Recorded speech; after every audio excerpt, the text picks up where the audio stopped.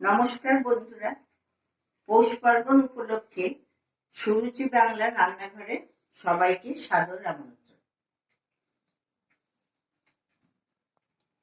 আজ আমি আপনাদের সঙ্গে যে রেসিপিটি শেয়ার করতে চলেছি সেটি বানাতে যেমন সহজ তেমনি সুস্বাদু।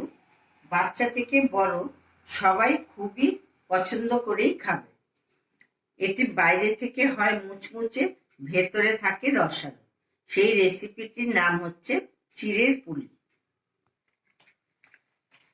যারা আমার চ্যানেলটিকে এখনো সাবস্ক্রাইব করেননি তারাই আমার চ্যানেলটিকে সাবস্ক্রাইব, লাইক, শেয়ার, কমেন্ট করবেন। যারা নতুন বন্ধু তাদেরকেও আমি বলছি আমার চ্যানেলটিকে আপনারা ফলো করবেন। আসুন আর দেরি না করে আমি আপনাদের সঙ্গে রেসিপিটি শেয়ার করতে চলে যাই। আসুন আমি আজকে আপনাদের সামনে এই রেসিপিটি শেয়ার করছি। আমি এই বাটি করে 2 বাটি চিড়ে নিলাম। এতে পাতলা চিড়েটাই নেবেন, তাতে পিঠেটা খুব ভালো হয়।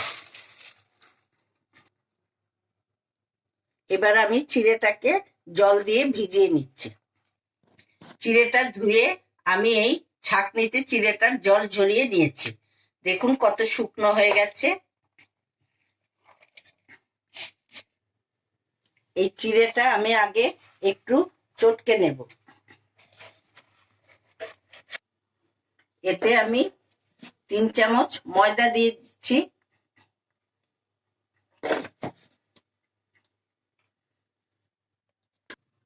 সামান্য একটু নুন দিলাম। যে বাটি দিয়ে আমি চিড়ে মেপে নিয়েছি সেই বাটির মাপেই আমি 1 বাটি চিনি দিয়ে দিলাম। এটাতে গুঁড়ো চিনি ব্যবহার করবেন, কারণ দানা চিনি একটু মাখাটা নরম হয়ে যাবে। এবার আমি এটাকে ভালো করে ম্যাশ করে মেখে নেব। দেখুন আমার মাখাটা কত টাইট হয়েছে। আবার খুব টাইটও করবেন না, আবার খুব লুজও যেন না হয়। দেখুন কত সুন্দর মাখাটা হয়েছে। আর যদি মাখাটা দেখেন যে একটু লুজ হয়ে গেছে, তবে সামান্য একটু ঘি হাতে নিয়ে এর উপরে মাখিয়ে দেবেন, তাহলে বানানোর সময় হাতে লেগে যাবে না।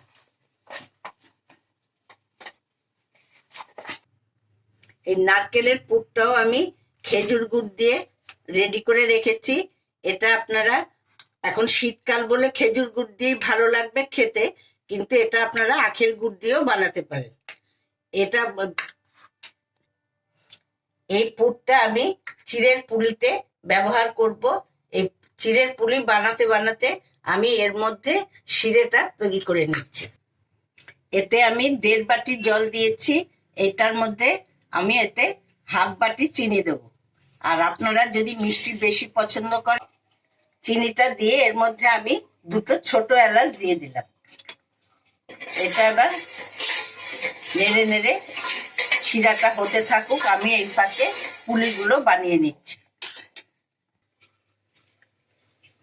আমি এবারে পিঠেগুলো বানিয়ে নিচ্ছি। এদিকে আমার শিরাটাও হয়ে গেছে। এবার আমি পিঠে বানিয়ে এগুলো ভাজবো। দেখুন এরভাবে চেপে, যেমন পুলির ভেতরে পুর ভরে, এরকম করে ভেতরে নারকেলের পুরটা আমি দিয়ে দেবো। এর ভেতরে আমি নারকেলের পুরটা দিয়ে দিলাম।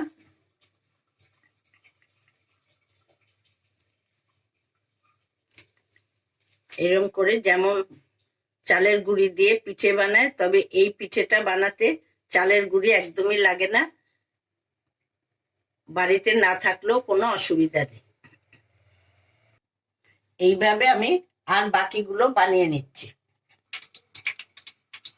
তেল আমার গরম হয়ে গেছে। এবার আমি একটা একটা করে পিঠে ছেড়ে দিচ্ছি।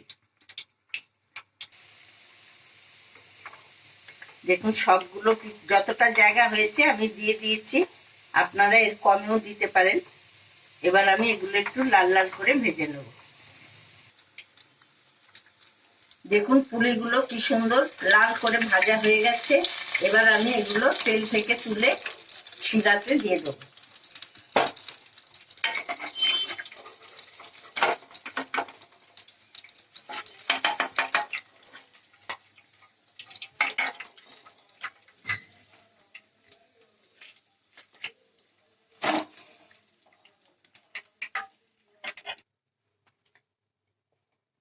পুলি আমার সব রেডি হয়ে গেছে। এবার আমি শিরা থেকে এগুলো তুলে নিচ্ছি। চিড়ের পুলি আমার রেডি হয়ে গেছে। এটি অতি সুস্বাদু পিঠে।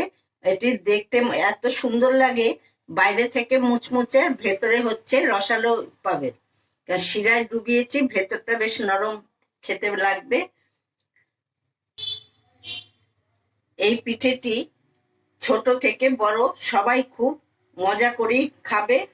আমি যেভাবে চিড়ের পুলি আপনাদের বানিয়ে দেখালাম, সেটা একবার আপনারা বাড়িতে ট্রাই করে দেখবেন, খুবই মজা করেই খেতে পারবেন। এখানেই আমি আজ শেষ করছি। আপনারা পৌষ পার্বণ খুব ভালোভাবে কাটাবেন। আবার আমি আপনাদের সামনে আরেকটি নতুন রেসিপি নিয়ে হাজির হয়ে যাব।